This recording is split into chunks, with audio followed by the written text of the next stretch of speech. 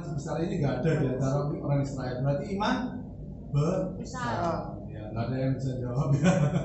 Puji Tuhan. Satu lagi iman apa? Iman kecil. Ya itu yang sebiji sesali. Paling besar. Iman besar, terus iman yang Lebih besar. 1 Korintus 13 ayat yang kedua, cepat-cepatan baca, di situ ada jawabannya. 1 Korintus 13 ayat yang kedua. Ya. Ya. Gimana Pak? Iman. Loh, nggak dijawab. Ayo lainnya. Iman yang sempurna. Iman yang sempurna. Iman yang sempurna. Nanti ya. Sabar kasih banyak. Oke. Jadi iman ada ya, iman kecil, iman besar, iman yang sempurna. Jadi adik-adik harus bertumbuh imannya ya. Seperti Abraham. Ya. Disuruh menyerahkan anaknya sama Tuhan. Ngeri ya. Wah, harus persembahkan. Tetapi karena percaya sama Tuhan, ya, itu imannya sudah luar biasa ya. Terus, apakah iman itu cuma mendengarkan firman Tuhan saja, seperti dikatakan tadi? Iman itu timbul akan pendengaran firman Tuhan. Kita lihat Yakobus 2 ayat 22. Yakobus 2 ayat 22. Aku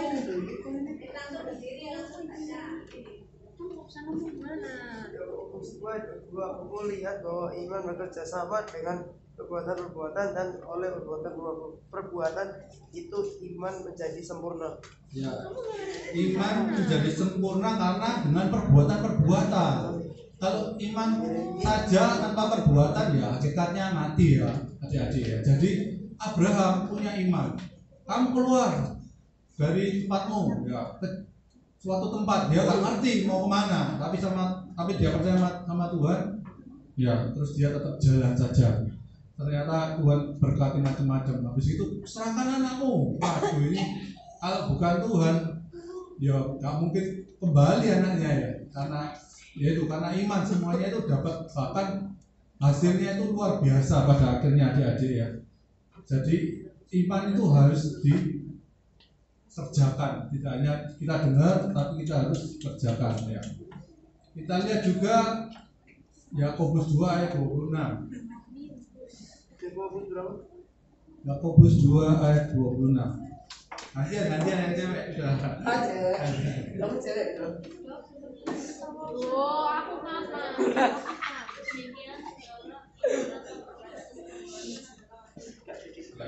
Yakobus 2 ayat 26 bacakan lagi. Sebab seperti tubuh tanpa roh adalah mati, demikian jugalah iman tanpa perbuatan-perbuatan adalah mati ya. Iman tanpa perbuatan mati seperti tubuh tanpa roh ya.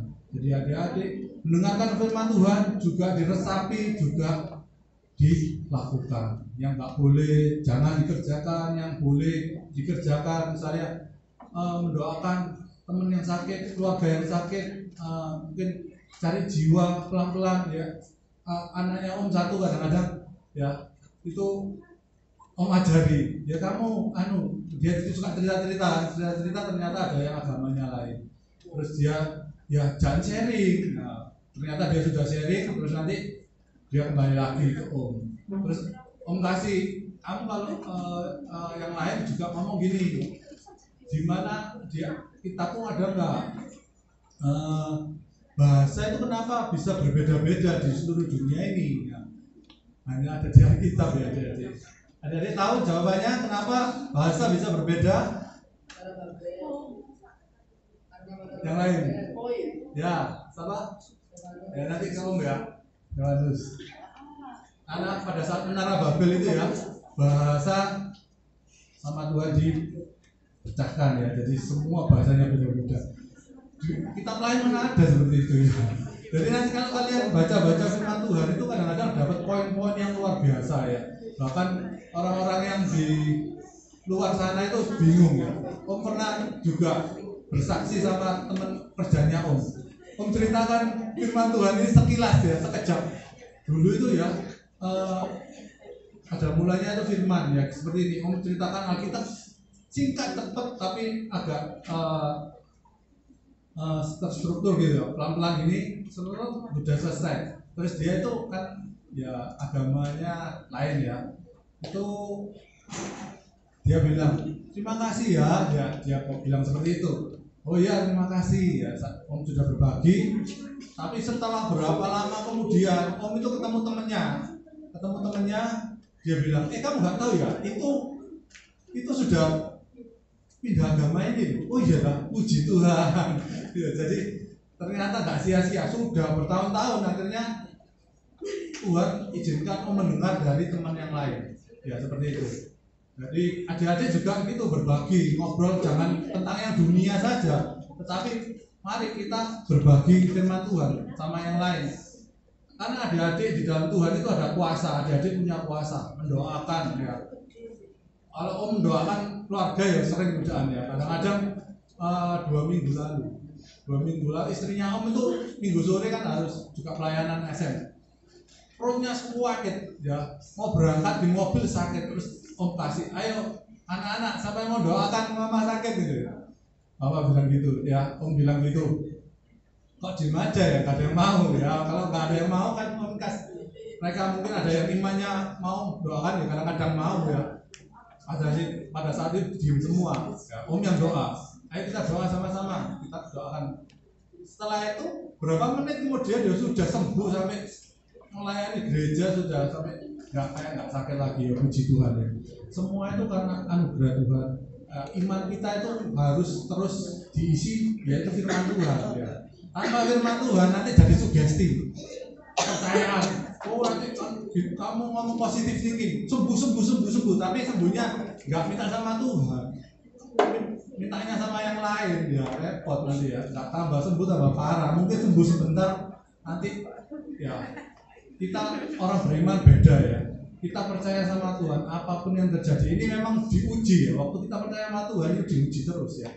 Jadi selama hidup ya kita harus tahan uji, mau diuji sama Tuhan. Nah kita lihat Ibrani 11 ayat yang kelima.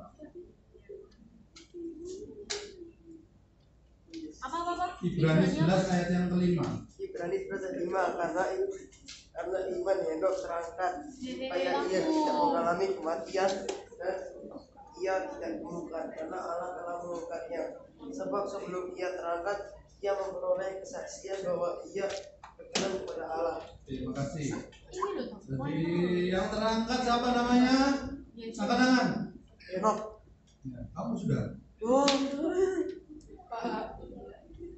Ya. Ya. 1, 2, 3 sudah. Oke, yang terangkat Henok. Jadi ada orang yang terangkat ya dari ya. Jadi dia tidak mengalami kematian tetapi terangkat. Karena apa? Karena memperoleh kesaksian bahwa ia berkenan kepada Allah. Ini adalah tingkat yang tertinggi dalam kerohanian. Tingkat yang tertinggi dalam kerohanian yaitu berkenan kepada Allah. Dan kalau adik-adik bisa makin hari makin berkenan kepada Allah, ya akan terangkat. Dan tapi kita lihat, kita tahu di firman Tuhan ini akan ada pengangkatan. Kalau dulu mungkin 1, 2 ya, nanti rame-rame ya, karena kemurahan Tuhan ya semua bisa terjadi. Selain Henok, siapa yang terangkat?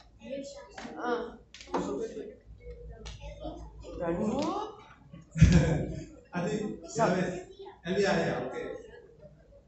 Nanti ke saya ya, yang bisa jawab ke Om. Oke, terus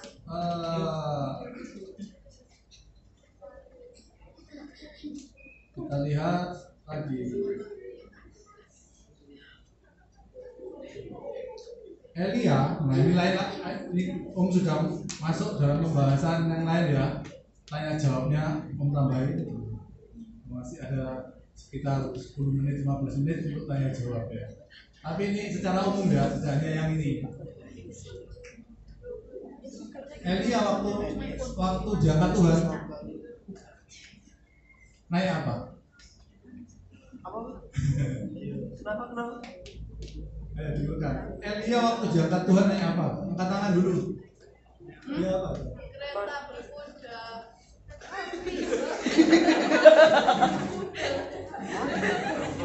Itu separuh. Naik ke surga. Iya, naik ke surga naik apa? Naik ke angkasa. Oh, Kereta. kamu sudah? No.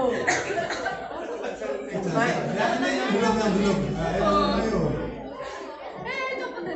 Sudah ada yang tahu? Naik burung.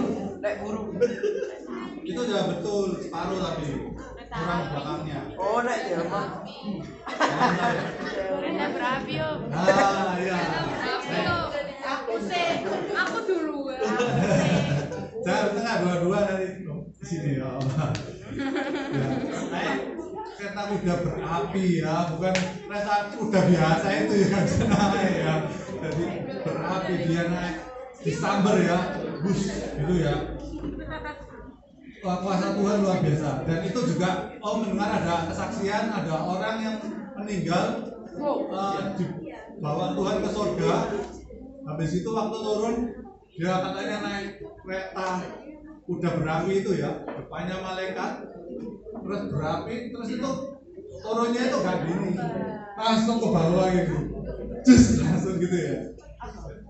Orangnya meninggal waktu itu terus hidup lagi kan, waktu mau balik ke bumi itu naik kereta kuda berapi juga ya. Itu langsung nyuncung ke bawah. Karena nggak perlu melandai-landai kayak manusia ya, puji Tuhan. Terus kita lihat yang lain.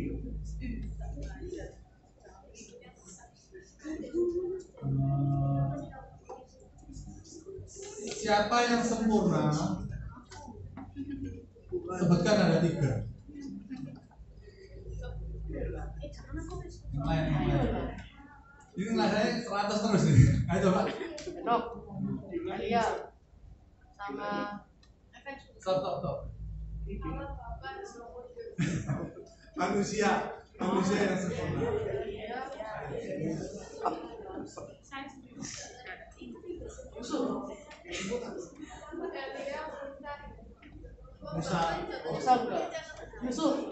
Musa masih ditemukan mayat. Yusuf.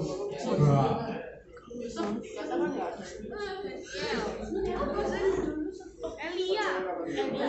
Putra manusia Yesus. Om. Ya kan bangkit 3 hari bangkit ya. Siapa? 40 hari. Enoch, Elia sama Daniel. Ya udah Enoch sama terjawab. Elia. Ganti pertanyaan ya. Musa itu seharusnya sempurna karena pakamnya tidak ditemukan. Ya. Menurut Bapak Gembala juga begitu. Iya. Jadi betul. Oke ya wis masuk. Ya, oke. Yang lainnya adalah Sempurna. siapa yang mau sempurna di sini? Enggak sempurna. Ah, itu ya, puji Tuhan. Oh, ini enggak sempurna juga. Yang jawab itu berat loh ya. Berarti sungguh-sungguh sama Tuhan loh ya. Kalian dari Scott Mickman sungguh-sungguh sama Tuhan. Luar biasa kalau kalian punya iman seperti itu ya. Imannya itu juga harus sempurna dulu ya. Puji Tuhan. Karena di surga itu tinggal apa? Ada 3 yang masih nyambung di surga. Apa itu? Iman, titik-titik dan titik-titik.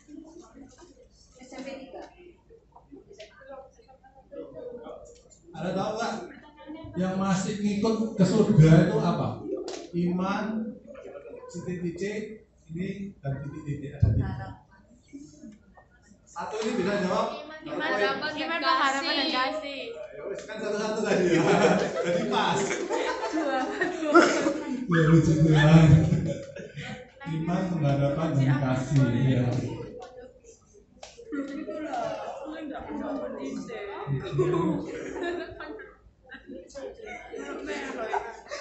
Kita lihat Yohanes 1 ayat yang pertama. Ya. Baca Yohanes 1. Firman itu bersama-sama dengan Allah dan firman itu adalah Allah. Pada mulanya adalah firman.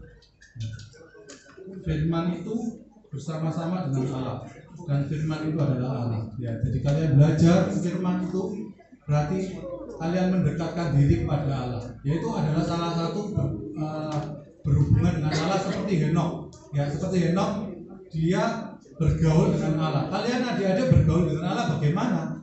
Yaitu dengan membaca firman. Kalau adik-adik nggak pernah baca firman, ya nggak bergaul dengan Allah. Ya. Kedua, berdoa selalu. Ya. Kalau berdoa terus, nggak belajar firman, bahaya. Ya nanti bisa jadi dukun ya seperti nanti saya bilang nanti jadi dukun kan kamu. Kira-kira toh dengan doa aku dengar suara Tuhan begini. Nah, kalau nggak sesuai dengan firman Tuhan ya jadi salah nanti ya. Jadi adik-adik harus ya, firman Tuhan itu diresapi, dimengerti, terus dan dilakukan. Oke.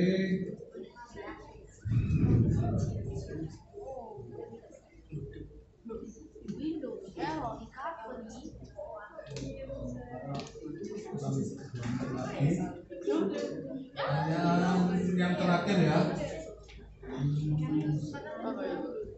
Ayat tadi judulnya ayatnya di mana?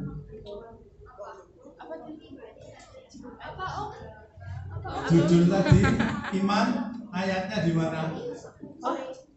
Ibrani 11 ayat iman.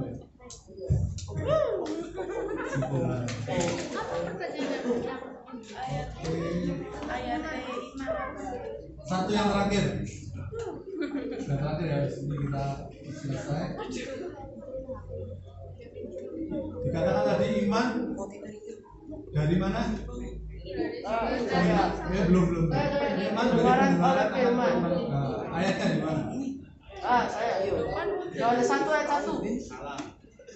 14 ayat 1. 14 ayat 1. Tadi sudah. Yohanes 14 ayat 1. Salah. Satu ayo.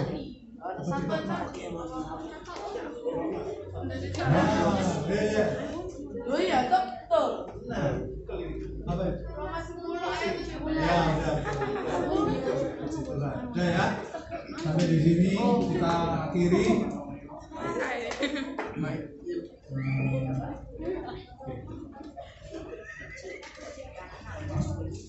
Nah, kita berdoa.